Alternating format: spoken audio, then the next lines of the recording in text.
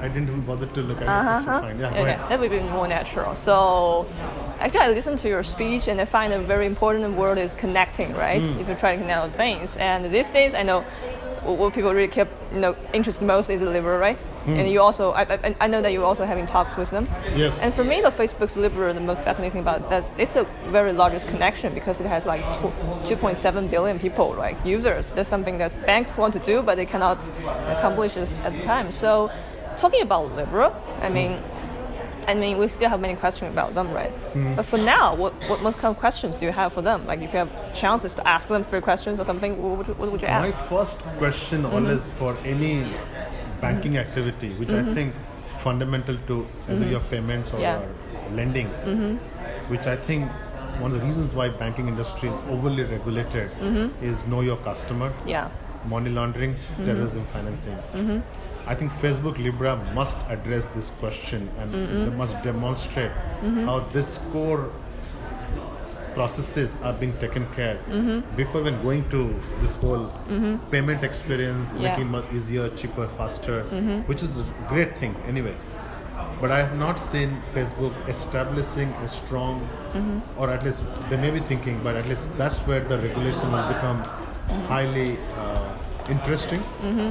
In some case, in their mind, can be very onerous because managing KYC process, managing money laundering process, managing terrorism financing process is quite extensive, quite complicated, and needs stronger processes. So that's something I think they have to think. Yeah. The second part which will happen is the whole set of jurisdictional controls around capital. Yeah. I think that's something they have to grapple with. And the third aspect will be interoperability. Yeah. Will this lead to another monopolistic closed loop platform, which is I personally believe I'm dead against closed loop monopolistic company. There must be interoperable, and you heard in the forum Mr. Xiao Gang spoke about interoperable systems. Yeah. And there's a third thing they must address. While the experiment looks interesting, the Libra looks something unique in many sense. Yeah. But they have to address this point.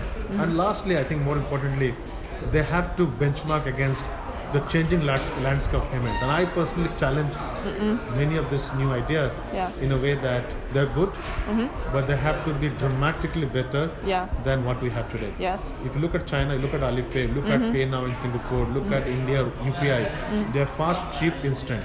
Yeah. Why we need something different for what? Unless the cross-border piece, which is now very expensive, very complicated, gets solved through Libra, I don't see domestic coming in, domestic play coming in. So that's where my thinking is. Yeah. So talking about cross-border, like Singapore is trying to figure out this thing like using Wubing, right? You try to cooperate with the Jasper things. And I know that you have, as you just mentioned in your speech, you have like this money transfer swap. Yes, successful. So, but as far as I know, so far you didn't solve so FX change is still a hurdle for you, right? So there are 3 ways people are looking at the distributed platform. One is the central bank ledger, which is the Project Ubin. Yeah. Then you have heard about JPM coin. I know JPM coin. So it is they're using their own deposit to back it and use this. And the third is pure Libra, which is like not backed by any deposits or central bank ledger. So there are 3 models. Yeah. Now in each of the models there is an FX component. I don't think that goes away. It will be there, but will the central bank ledger connecting models is a far more efficient price mechanism to manage FX. I'm kind of skewed to that central bank ledgers based cross-border models will have a better FX settlement process than any other model. But there's a long way to do. Yeah. But that's something we can solve across central banks if at all that model comes in. How to use this respective currency swaps and models to bring down the cost of FX. But in fact, if you look step back, I will say FX is one big problem. Yeah. But the other problem in this whole cross-border is AML safety monitoring. Yeah. Recipient, the benefactor, and the people who send money, how they ensure that they are in the right place. And there's a cost of monitoring this transaction, and there's a cost of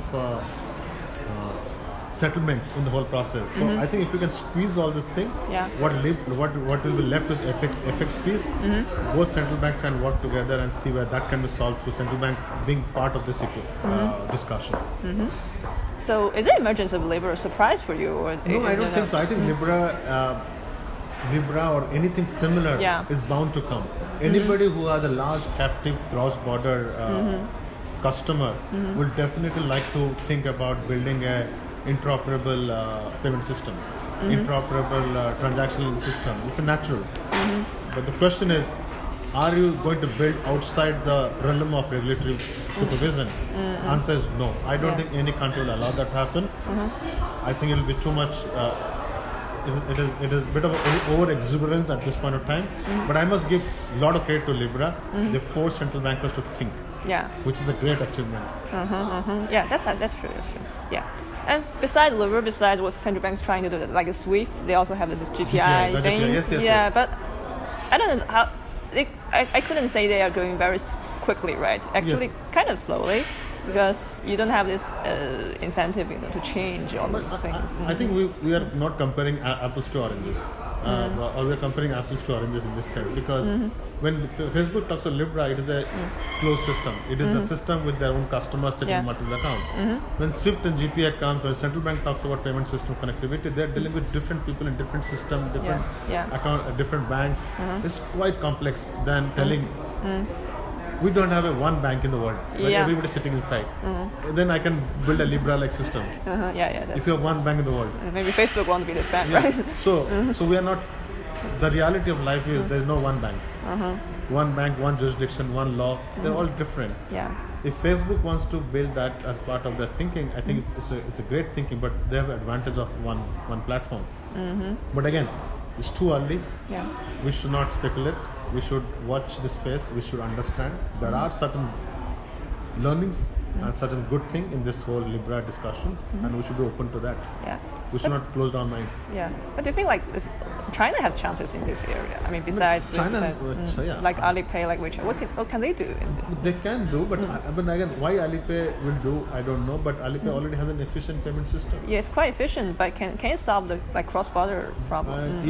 If they want to solve cross-border, they can replicate what Libra is trying to do. But then question is, they'll always have to grapple with the regulatory questions soon that will come across, which I think Libra has not answered. The question is just starting. I think we got a little fascinated by Libra because it's Facebook. It has become more romantic than it should be, but it is fine. It's any good technology, good companies build new product, build more excitement. But I will be more pragmatic, practical, have to be thoughtful in understanding the inner working and the reality they're going to face as soon as they're in the market. And they have to work in Facebook. If Facebook has to be successful in Libra, it has to work in India, China. Or China, they don't have. Or India, Indonesia, or US. There are 3 large markets Facebook operates today. In terms India, US, Indonesia, those countries. Those country regulators have to step in. They have to deal with them. They can't escape those things. Yes. And it will be very complex, very complex. I don't think it will be easy. It will be like that. But when I ask about Alipay, my question is when come to cross-border things, does that mean that we must use DLT or decentralized solution? But I have a response to that. I think the DLT allows us to think about doing a processing without moving data. And more countries should be very careful about data moving outside the countries. They'll be very careful how they manage data. They'll be more concerned about privacy of data. They're more concerned about data leakage risk. So data becomes very strong policy activity. As data policy becomes stronger, expansive, I think DLT will be a great answer. In that context. I think DLT will be answer to those challenges. I think DLT has a future when data policy becomes more matured in different countries. DLT will be a big savior to those challenges. Talking about data, but reality is Europe has its GDPR, right? Exactly. American, it looks like different countries have are different getting more policies. more protected, more restrictive, more localized. Yeah. Which is almost against the principle of Yes. globalization. Yes. If that happens, the digital economy, which is based on data, will have constraint. Yeah. That brings to the previous question it has: is DLT an answer to that restriction? Yeah. I know. I think that's how the connectivity. Yeah. So this kind of like the South Asia's answer is like maybe we try to promote DLT. Yes. Yeah, and a DLT in a way it protects the data governance. Yeah. But do you think like just because you mentioned GDPR, but GDPR now is already in effect and it's began to have act quite harshly. It has to get fined its companies. So your personal view of GDPR, do you think it has prospects? GDPR is a very complex, large policy. Yeah. I think they have extensively looked at the various aspects of data policy. My personal favorite policy study has been the India's data policy. It has got a very complex, comprehensive policy making for data. So GDPR is more European Union coming together, but I think the one data policy which if you want to analyze and review will be the India's data policy. It has got very interesting, thoughtful element of how the going to manage data, especially in an emerging market where the financial literacy or the digital literacy is very low. Managing data, protecting data for very poor people is a big policy challenge. So I would rather, if you put the GDPR, India data regulation, this thing, more complex, intriguing experience in India data, because that's dealing with poor people who have no understanding their own digital data ownership, how to protect them. Europe is more advanced country. I think implementing GDPR will be okay. There will be policy implementation challenges. But can you take GDPR and apply to India, Indonesia? Answer is no. Or China, no. Because these are large countries with different level of economic levels, literacy level, consumer behavior level, and applying policies of data protection is extremely challenging. That's why India data policies, things like that, are far more interesting for us to look at. That perhaps gives us the answer of what should be the most thoughtful data policy globally. I know like India has the world's largest data Aadhaar, right? Yes. Yeah. The Aadhaar, I think if India data policy is far more interesting to me than look at GDPR. Cool. And besides liberal, actually we have still many like this digital currencies, tokens, and Singapore is usually very open in this, I could say, the governance. Like you have like security tokens, utility tokens. But for me, this policy is slightly different from America. Like the United States has a very strict rules in identifying the security tokens. But I remember like some of them from MS says that many of the tokens are not security tokens, right? Yes. But for America, maybe many of them are security tokens and need to get governance of the SEC. I mean, for this governance, do you think there will be different regimes and maybe a divergence between maybe Singapore and I think there are three kind of tokens. There's one payment tokens, which I think most regulators will respond saying that do this. We in Singapore, end of the year, putting a regulation will capture payment tokens. There is a utility token, which is like asset permanent token. I think this will be treated as any asset, so I don't think that will be much of concern now. But the security token is what got capital market regulators very, very worried. They have clearly defined across the market, very consistent. If you are doing a security token, you must comply to the security and future acts of the respective country. Wherever they have violated, the regulators have gone against them. So I don't think the security token can escape the market regulators' mandate. And they must think about that as a part of their construct. If you ask me, the future of these tokens, 1, 2, 3. Payment token, Libra, is a great example where it's moving. It will be interesting, regulated, hopefully. Security token, I think market regulators will make a move. Like this is a market security act, you have got to follow. Maybe some operational efficiency they may allow to be more refined. But the utility token will be captured more from an AML CFT point of view. Yeah. So there are three things will happen. First thing, there will be a consumer protection thinking will come from various policymaker when it comes to token. A lot of this token operator have to comply to consumer protection so that they don't defraud people. Second layer, exchanges will get built and regulated. Where the tokens are getting exchanged, those exchanges will get regulated. Yeah. And the last piece will be if they do financial activity, what regulation they have to comply to. I think that will be the maturity cycle of the tokens. And if you look at today, Libra is a great example of coming in the payment space.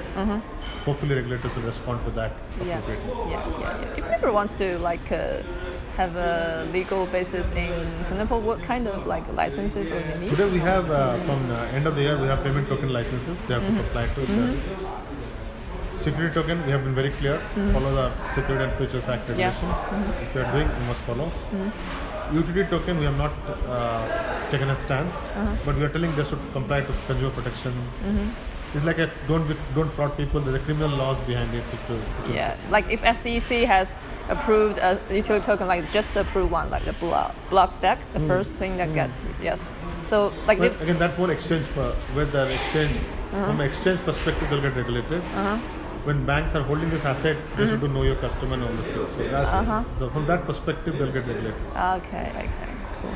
And talking about the licensings, you are going to release this virtual bank license in August, right? So what is the consideration behind this virtual bank license? Because Hong Kong just released, right? I think we have been.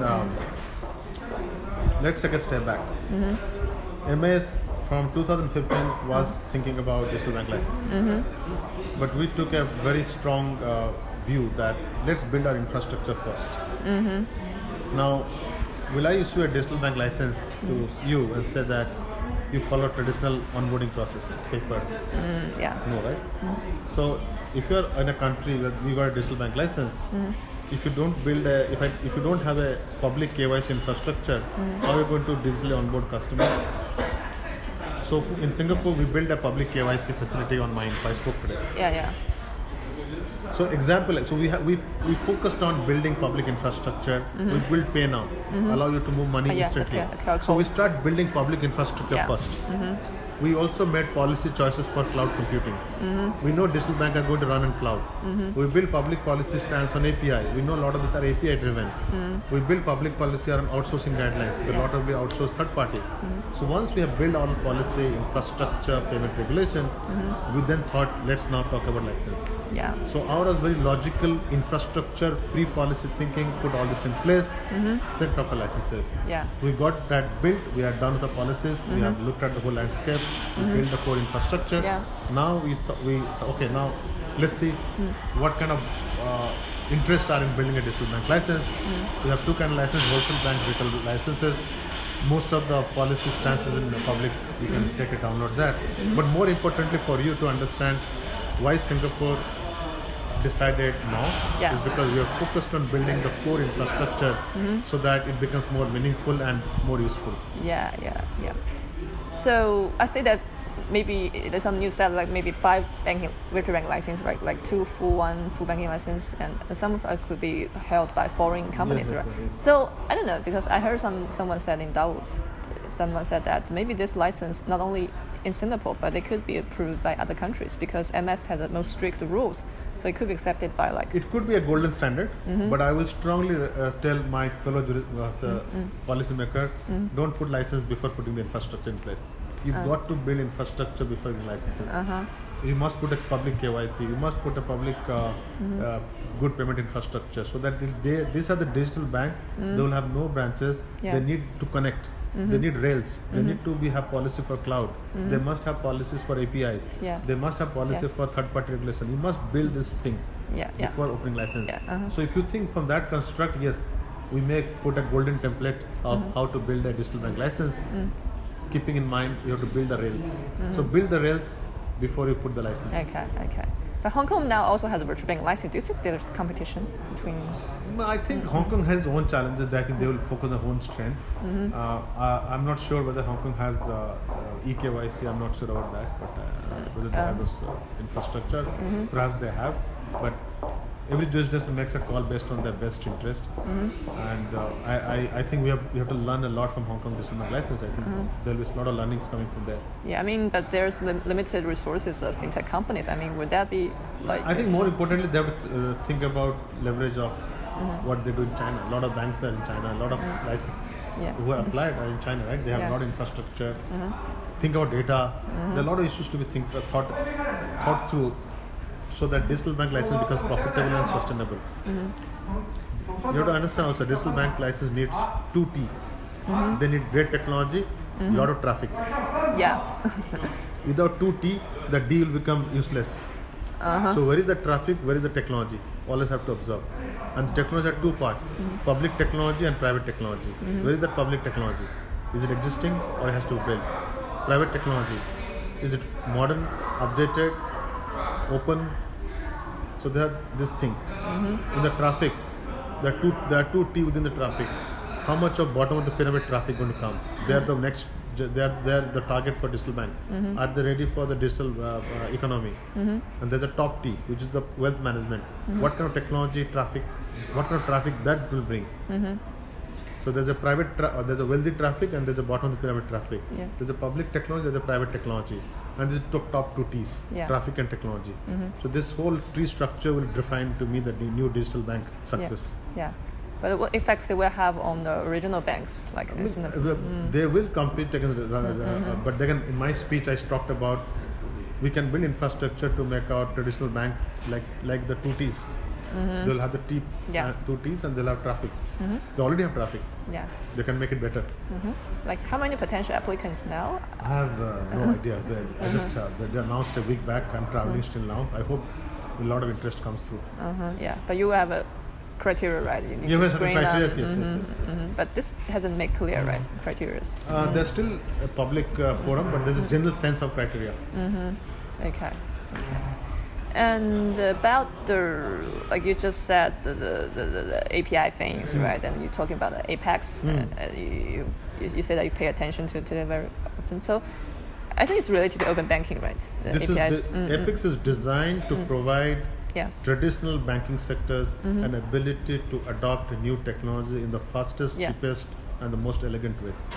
That allows them to innovate, experiment. If you don't do that, forget about competition. Our traditional banks or small banks cannot compete if they don't have access to great B2B fintech. Apex is designed around that. It's very complex infrastructure. It's a very complex model.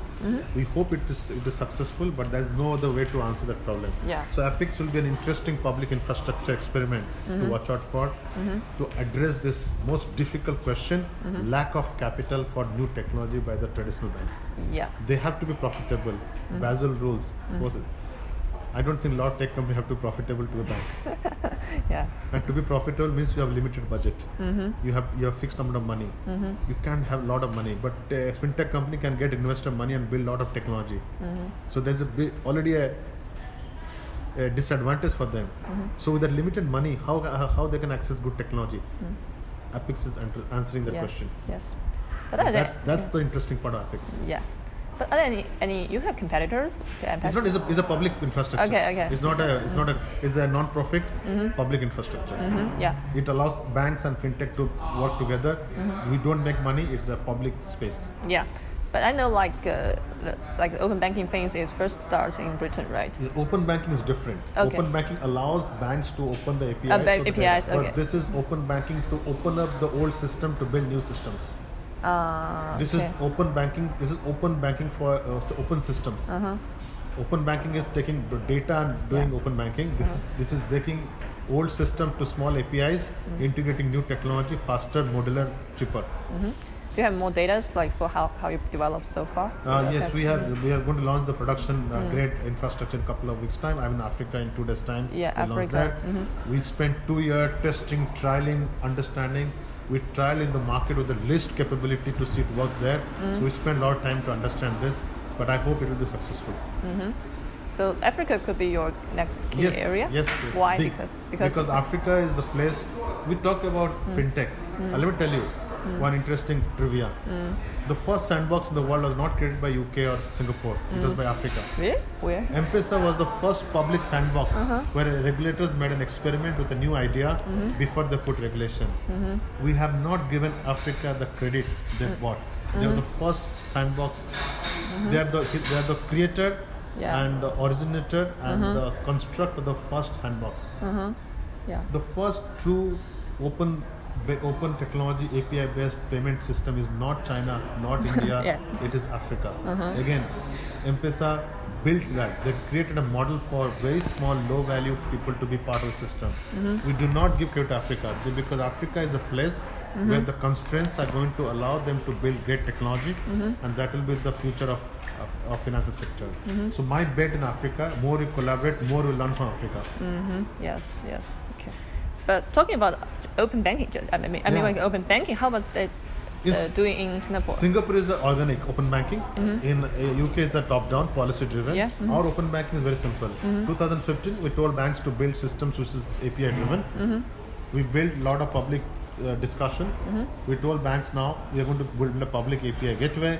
Can you put an APIs into public forum? Then banks can exchange the data to build consolidated data holding, like the balance sheet for the customers. Banks agreed. So it's very organic in Singapore. It's very natural driven, API driven. We brought banks together, so we don't have to put regulation to make them open banking. I think that's the organic approach. UK is top down. And that has advantage and also disadvantage. The advantage we had, it took time, but it is more natural. It is less expensive. It is much more elegant. That's the difference. We are bottoms up, they are top down. And with the regulatory driven, we are industry consensus driven. There are two big differences. And I am a big champion of bottoms up, consensus driven. But do you have choice? Like maybe in some area you prefer bottom up. We may exercise, but we don't have to exercise based on what we're doing today. It is absolutely, we are thankful to our industry to be open about this. And we're putting an API gateway going live next year. Which will allow this to happen naturally. But I heard what is going on in UK is not the open banking thing is not going as expected. Because it's not organically driven. You're forcing a process to get in. So which is the challenge of mandate driven. Which is also advantage you can force the bank to do. But then there are other disadvantages. And the KYC things you just mentioned, like I remember I saw that last November you have to pause the KYC project because of high cost. What about this? I would say that was we are very open about our success. We're also open about our failure. And why it didn't work? It didn't work. Actually, it worked. The KYC 1.0 was successful in building policy harmonization. It brought all the regulatory thinking, banks thinking, and we agreed on a certain policy framework. That is the one achievement. But where we failed, we failed to build a technology which can afford that policy harmonization. What we're doing in KYC 2.0, we're looking at a broad range of technology which allow that policy to be deployed in the cheapest and most successful, most safe technology. And that's 2.0 we're building. So I think that failure is interesting because it allowed us to realize and to make our industry realize you cannot build a centralized system for everything. And I'm happy they failed. I'm happy we failed because sometimes failure makes us to change the course. Or we would have led ourselves to a technology or a construct because we love centralization and end up in creating a white elephant. But we took a pragmatic choice and we failed. I'm very happy about the failure. We are now making a choice which is more distributed, more open architected. That's the way to go. So I'm very happy we failed. That's a good outcome. Okay, cool. Yes. And also, so KYC things. And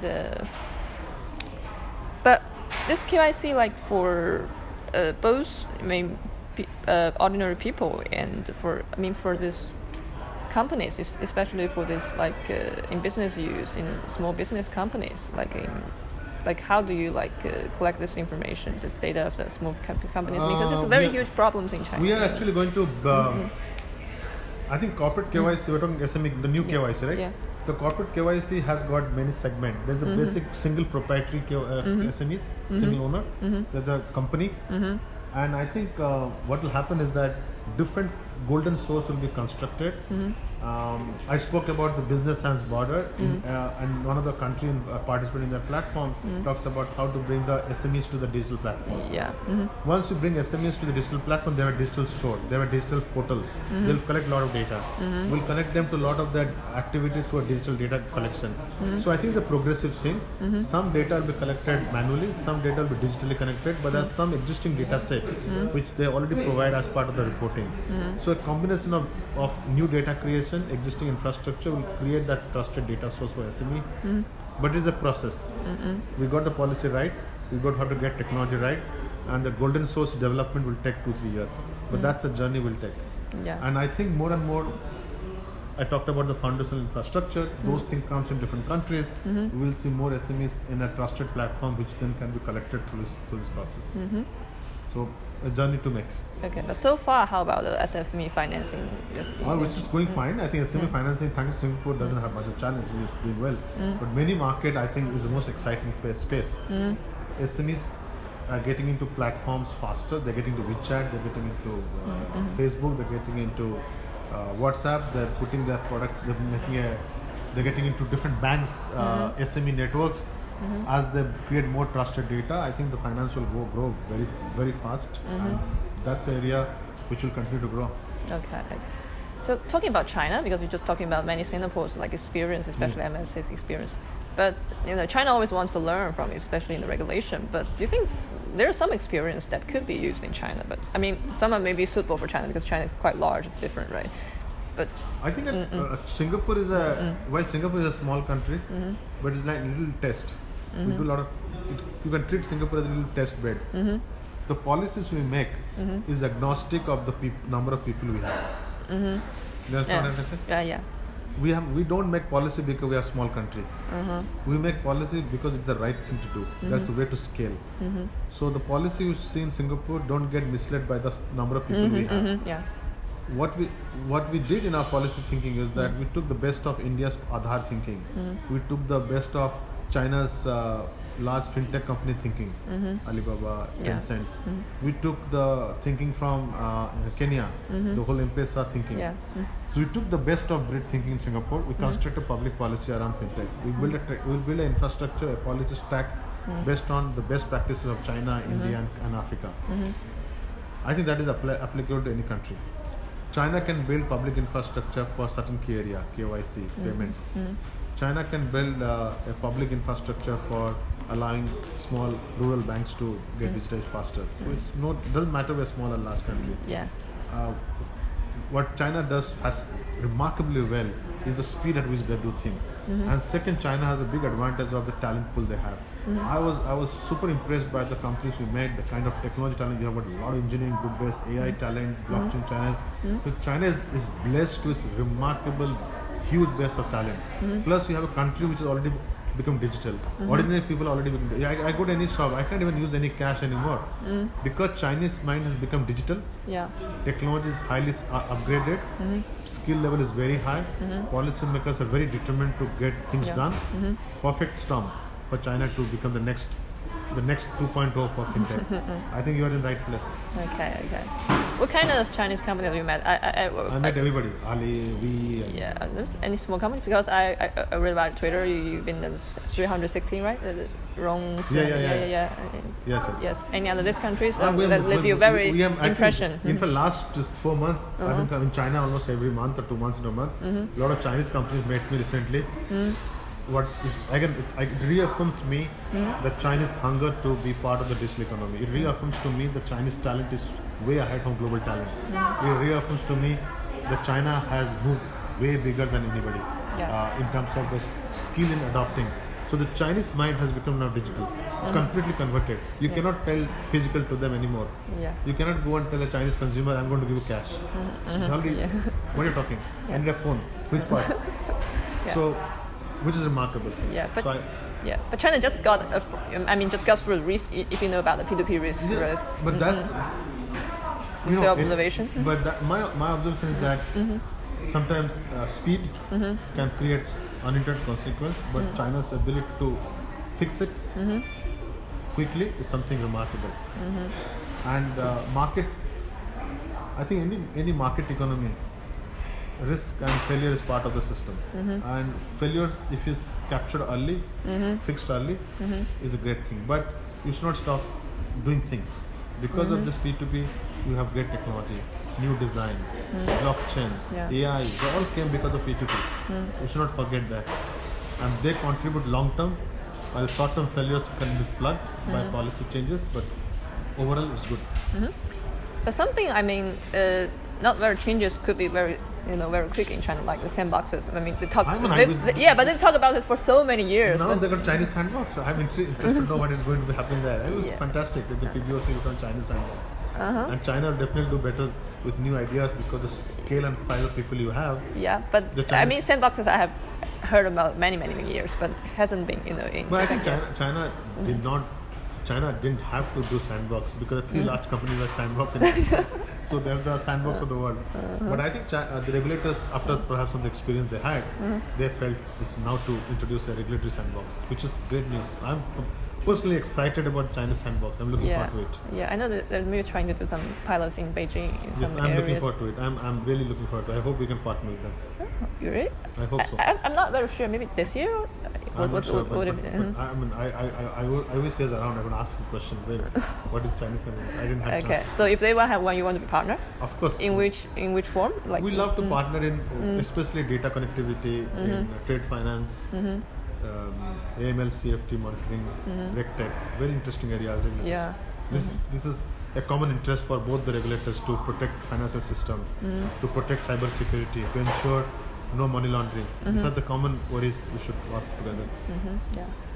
And for China, like because it's the liberal things, there are a lot of discussions these days. And there are two parties. One will think that because China before have cancelled and prohibited all the trading of the like bitcoins or these kind of things, and another party saying that because of the Libra we should reopen the market. We should not be restricted. You saw the first three speakers. They're talking Libra today. Yeah, they're talking Libra, but for now China is I think China is now at a crossroads.